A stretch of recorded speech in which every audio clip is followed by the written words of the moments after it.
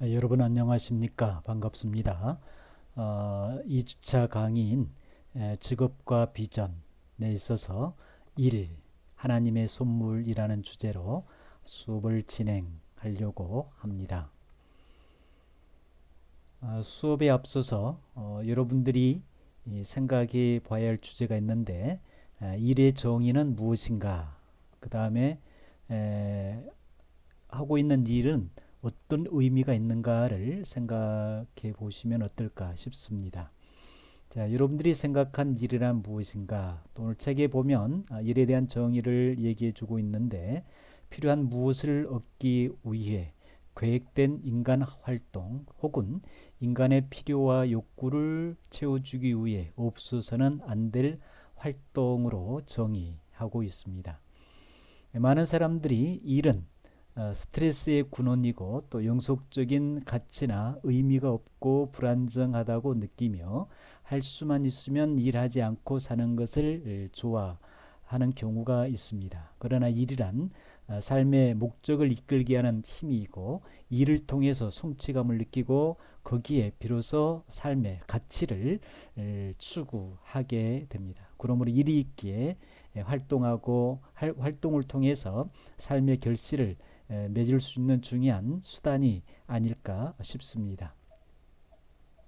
자, 먼저 일하시는 하나님. 자, 우리도 일은 별로 좋아하지 않지만 하나님도 일하신 하나님이라는 사실입니다. 그래서 하나님은 스스로 일하는 분이심을 나타내 주고 있고, 그래서 창세기 첫 장 첫 구절에도 하나님은 일하신 분이심을 말씀해 주고 계십니다.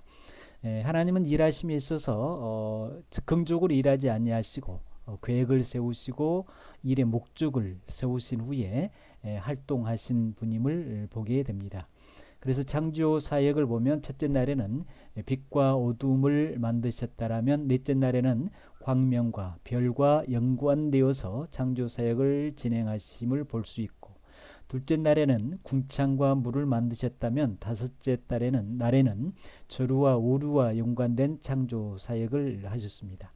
그리고 여섯째 날에는 창조의 결정체라 할 수 있는 짐승과 인간을 만드셨다면, 셋째 날에는 그 인간이 먹고 살 수 있도록 하기 위한 푸른 채소와 열매를 맺게 하는 창조 사역을 하셨습니다. 이처럼 하나님은 계획적이고 철저한 목적을 가지고 일을 하심을 보여주십니다. 그리고 창조 안에서 삼위 하나님의 협동하심을 보여줍니다.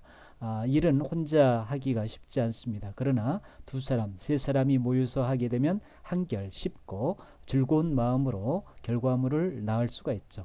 그래서 요한복음 1장 1절에서 3절에 보면 성부 하나님은 말씀에 의해 세상을 창조하였고 그 말씀은 독생하신 아들이다라고 말씀해 주고 있습니다.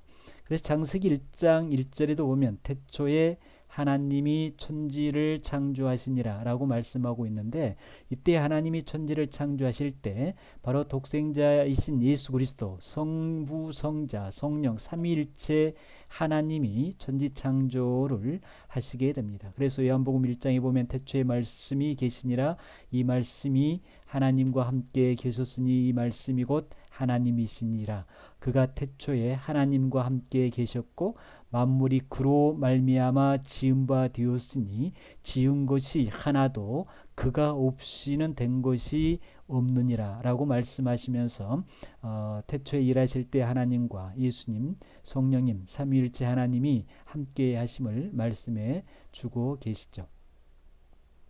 또 보면 성부는 수면에 운행하시는 성령의 현존 안에서 세상을 창조하심을 보게 됩니다. 창세기 1장 2절에 보면 땅이 혼돈하고 공허하며 흑암이 깊음 위에 있고 하나님의 영은 수면 위에 운행하시느니라 라고 말씀하고 있죠. 그래서 성부, 성자, 성령 하나님은 창조 사역에 모두 함께 동참해서 창조 사역을 하심을 보여주고 계십니다. 그리고 엿새 동안 이루어진 창조 과정에서 매일 하나님은 일을 끝내고 보시기에 좋았더라라고 평가하셨습니다. 그리고 마지막 날에는 모든 것을 완성하신 후에는 보시기에 심히 좋았더라라고 말씀하심으로써 창조 사역 일의 목적을 성취한 그분의 만족과 기쁨을 이렇게 전해주고 계시지요. 그러므로 창세기 1장 32절에 보면 하나님이 지으신 그 모든 것을 보시니 보시기에 심히 좋았더라. 저녁이 되고 아침이 되니 이는 여섯째 날이니라 라고 말씀하십니다. 자, 이것은 하나님의 창조는 첫째는 도덕적으로 선한 일이었고, 둘째는 예술적으로 매우 아름다운 것이었으며, 마지막으로는 온 우주가 더할 것 없이 완전한 조화를 이룬 완성품이었음을 의미합니다. 하나님은 피조물들 안에서 그의 영원한 영광과 신성을 나타내 주고 계시죠. 그래서 창세기 1장 시편 19편 1절에서 4절에 보면 하늘이 하나님의 영광을 선포하고 궁창이 그의 손으로 하신 일을 나타내는도다. 날은 날에게 말하고 밤은 밤에게 지식을 전하니 언어도 없고 말씀도 없으며 들리는 소리도 없으나 그의 소리가 온 땅에 통하여 그의 말씀이 세상 끝까지 이르도다. 하나님이 해를 이유하여 하늘의 장막을 베푸셨다라고 말씀하고 계십니다. 그리고 로마서 1장 20절에도 보면 창세로부터서 그의 보이지 아니하는 것들 곧 그의 영원하신 능력과 신성이 그가 만드신 만물에 분명히 보여 알려졌나니 그러므로 그들이 핑계하지 못하느니라 라고 말씀하십니다. 하나님의 창조 활동은 일곱째 날 안식으로 끝을 맺게 됩니다. 이는 하나님께서 일하신 후 피곤하여 다시 온기를 회복할 필요가 있었기 때문이 아니라 목적하신 것을 완료하셨기 때문에 안식하신 것이다 라고 보시면 됩니다. 그래서 안식은 창조의 일부분입니다. 그래서 하나님은 일과 안식을 통해서 조화된 일치를 이루고 계신다. 그래서 우리에게도 필요한 것은 일과 안식이 참 중요한 조화를 이루어야 합니다. 그리고 하나님의 일의 목적과 특징은 인간의 일에도 그대로 동일하게 적용되어집니다. 하나님이 행하신 여섯째 달의 일과 하루를 안식하는 패턴은 모든 인간을 위한 삶의 모델로 제시해 주고 있습니다. 인간의 노동과 휴식은 서로를 보완하며 서로를 온전하게 해 주기 때문이죠. 그 다음에 두 번째, 일하는 인간입니다. 하나님의 형상으로 창조된 인간이 세상에서 하나님을 반영하고 드러내는 근본적인 방법이 곧 일이라는 것입니다. 하나님이 일하시는 분이시기에 인간도 역시 일하는 존재라는 것이죠. 그래서 일하는 것은 인간의 본성의 일부라고 표현할 수 있습니다. 첫 인간은 하나님을 닮았고 또한 하나님의 대리하는 존재였습니다. 그래서 하나님은 인간을 통해 이 땅에 그의 목적을 성취하기 원하셨고, 그래서 인간은 하나님을 만나고 그의 계획의 말씀을 듣게 됩니다. 그래서 하나님이 작정하신 일을 인간이 함으로써 그들에게 주신 하나님의 목적을 성취하게 되는 것이죠. 아담은 하나님이 지키신 일을 계속하게 됩니다.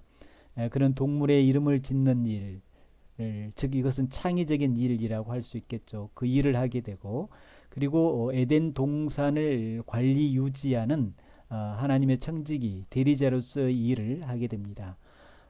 그리고 이러한 일을 통해서 하나님의 계획의 일부이며 또 인간을 만드신 목적을 통해서 나타낼 수 있고, 또 이런 일은 인간의 존재의 핵심이기도 하죠. 하나님의 형상으로 지음받는 인간이 경이롭고 성스러운 존재이듯이 그가 하는 일 또한 모든 일들이 성스러운 것이다 라고 표현할 수 있습니다.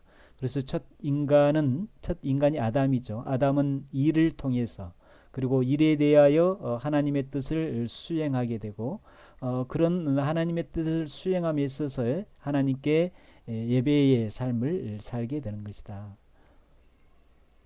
그 다음에 일은 인간관계와 관련이 있다라는 것이죠. 인간을 만드시는 과정 중에 남자를 먼저 만드시고 사람이 홀로 사는 것이 좋아 보이지 않다라고 말씀하십니다. 하나님이 의도하신 일을 할 때 인간은 서로의 관계 안에서 일을 해야 합니다. 하나님도 성부, 성자, 성령 삼위 하나님이 동일하게 존재하시면서 분리되거나 소외되지 않고 하나가 되어서 함께 협력하여 일을 하셨습니다. 예수님도 제자들을 예루살렘에 전도하도록 파송할 때에 2명씩 짝지어 보내주셨고 또 초대교회 선교사를 보낼 때에도 또 가정을 방문할 때에도 그렇게 함을 보게 됩니다. 그 다음에 세 번째는 타락, 그 이유를 엿볼 수가 있습니다. 아담이 불순종하여 타락한 결과가 일에 미치는 영향이 무엇인가를 생각하게 되는데 타락으로 인한 그 결과 첫 번째는 타락 전에 가졌던 하나님과의 관계, 또 남녀의 조화로운 인간관계, 그들이 살았던 세상과의 관계가 손상이 되었습니다. 하나님과 직접적인 의사소통은 더 이상 평상적인 일이 되지 아니했고 또 남편과 아내, 형제와 동료, 이웃 사이에 갈등이 유발하게 되었고 그들의 기쁨을 위해 창조된 환경은 계속 씨름하고 땀을 흘려야만 결과를 내는 적대적인 관계가 되고 말았습니다. 조화로운 관계는 모두 깨어지고 서로가 불화를 대치하게 되었다라는 것이죠. 인간 안에 하나님의 형상은 완전히 소멸되지 않았지만 심각하게 이그러졌고 하나님을 대표했던 자격은 퇴색되고 말았습니다.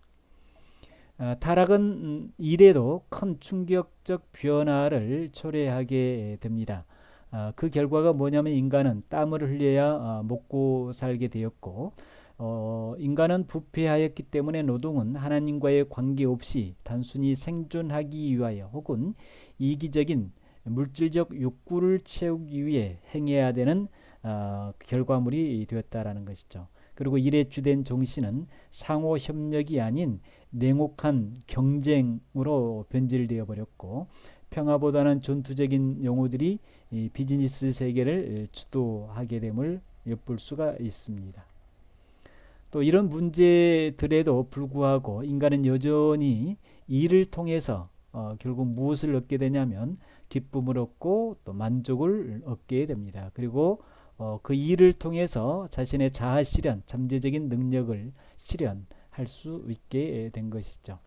그래서 일로 인한 인간이 누리는 하나님의 선물은 창조될 때와 같이 계속 주어지고 있다라는 것이고 하나님은 일을 하는 첫 인간에게 주신 이익들을 그 후손들이 여전히 즐기고 누리도록 허용하셨다라는 것이고 그리고 이것은 타락에도 불구하고 자신이 만드신 세상을 사랑하시고 돌보시는 하나님의 보편적인 은혜로 표현해 주고 있습니다.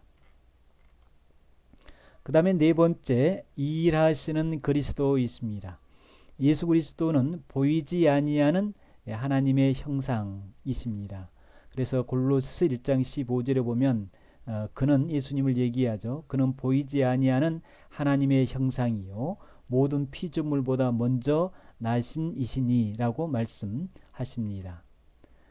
그리고 그는 예수님을 얘기합니다. 예수님은 하나님이 작정하신 인간이란 어떤 존재인가를 완전히 보여주는 새로운 모델이 되어 주십니다. 예수님께서 하신 일은 무엇인가? 첫째는 천지창조의 일을 하셨습니다.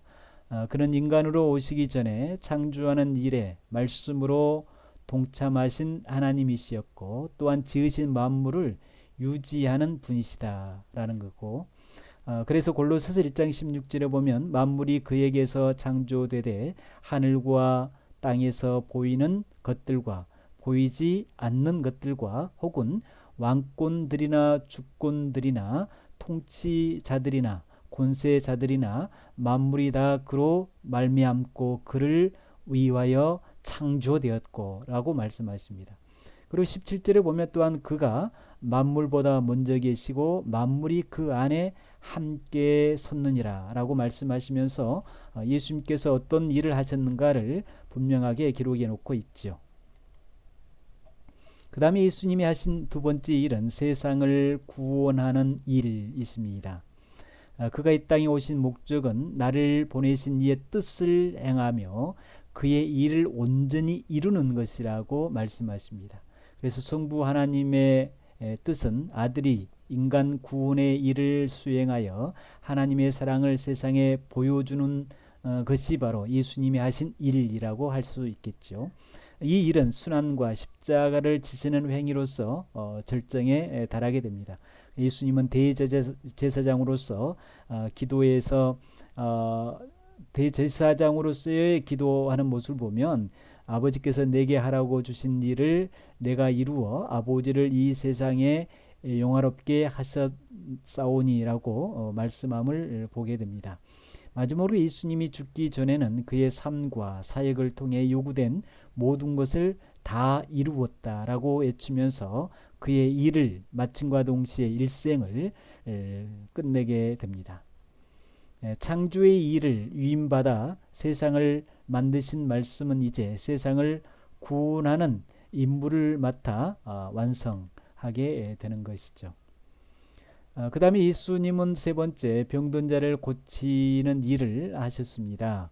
유대사에서 안식일에 환자를 치료하는 행위가 금지되어 있죠. 그러나 예수님은 벳세다 못에서 불치병 환자를 치료하신 것을 위반이라고 비난했던 했을 때에 예수님 말씀하시기를 내 아버지께서 이제까지 일을 하시니 나도 일한다라고 설명해 주십니다. 그리고 예수님은 네 번째로 하나님 보좌 우편에서 우리를 위해 중보 기도하는 일을 하십니다. 예수님은 십자가에 죽으시고 부활하시고 승천하셨지만 승천하신 이후에 편안하게 즐기며 사는 것이 아니라 이 땅에 살아가는 주님의 백성들을 위해서 끊임없이 이 중보 기도하는 일을 하고 계신다는 것이죠. 그래서 예수님은 부활 승천하셔서 하나님의 보좌 우편에 앉아 계시면서 하시는 일은 뭐냐?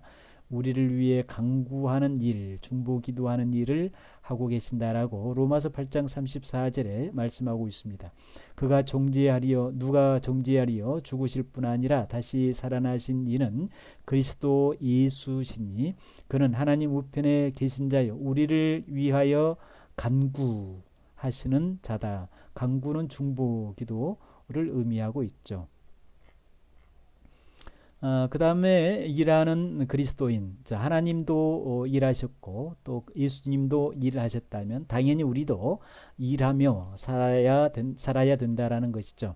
그래서 그리스도인들은 어떤 직업관을 가지고 살아야 하는가? 중요한 물음입니다. 우리는 어떤 직업관을 가지고 살아야 하는가? 구원받는 그리스도인들은 경건과 영혼 구원 활동에만 머물지 않고 더 나아가 삶의 현장에서 새로운 변화를 일으켜야 한다라는 것이죠. 복음을 전하는 일에 국한되지 않고 헐벗고 병들고 나그네 된 삶, 갇힌 자들의 삶을 보살펴 주는 것, 그들을 위해서 함께하는 것, 그것이 곧 삶의 현장에서 새로운 변화와 혁신을 일으키는 하나의 중요한 에너지라고 할 수 있겠습니다. 그리고 일이란 하나님께 예배하는 것이고 영광을 돌리는 것이란 마음 자세로 해야 한다. 이게 참 중요한 말씀입니다. 우리가 일은 단순히 돈 버는 것, 생계수단이라고 생각하지만 일이 곧 하나님께 예배하는 것이라는 거죠. 그래서 교회 나와서 예배 드리는 것이 이 예배만이 아니라 우리는 삶의 현장에서 어떤 자세로 일하느냐에 따라서 그것이 곧 하나님께 예배가 될 수 있고 하나님께 영광이 될 수 있습니다. 그래서 우리는 일하는 그 현장에서 지금 나는 하나님 앞에 영광을 돌리고 예배자의 삶을 산다라는 마음 자세로 일하게 된다라면 그 일은 바로 삶의 현장에서 엄청난 변화를 일으키는 능력이 되리라고 보여집니다. 그래서 일이란 무언가 하나님 앞에 예배와 영광을 돌리는 것이다 라고 정의할 수 있지 않을까 싶습니다. 그래서 일은 하나님의 선물이며 예배이다. 오늘도 수고 많으셨습니다.